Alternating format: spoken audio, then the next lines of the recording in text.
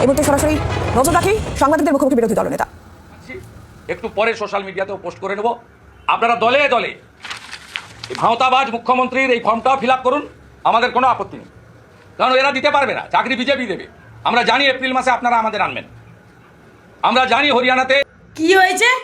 মমতা বন্দ্যোপাধ্যায় ভাঁওতাবাজি, বাহ মশাই, বাহ বাহ বাহ বাহ।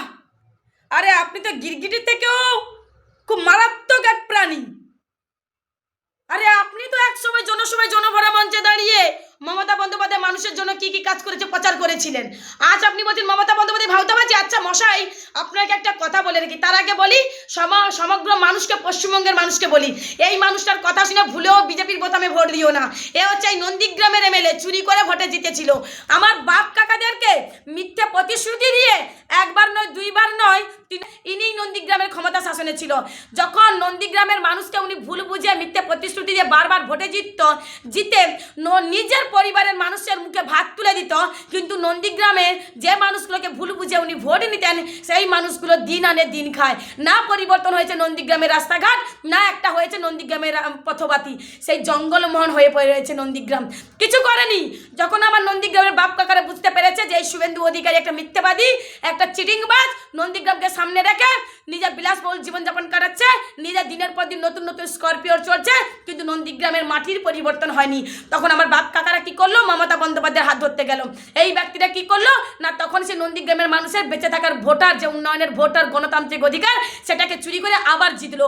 ওনাকে বলুন তো যে আগে আপনি নন্দীগ্রামের জন্য কি করেছেন, একটা জনসভা মঞ্চে দাঁড়িয়ে আপনি বলুন। কিন্তু মমতা বন্দ্যোপাধ্যায় মানুষের জন্য কি করেছে একটা ছোট বাচ্চাও বলে দেবে।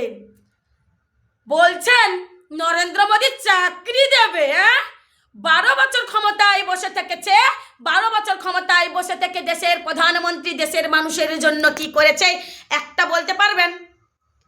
নাকি তৃণমূলের প্রকল্প নেওয়ার পরে যে সকল পরিবারগুলো বিজেপিকে ভোট দেয় তারা বলতে পারবে যে তাদের পরিবার নরেন্দ্র মোদীর একটা প্রকল্পের আওতায় রয়েছে, যার দ্বারা তার পরিবার উপকৃত?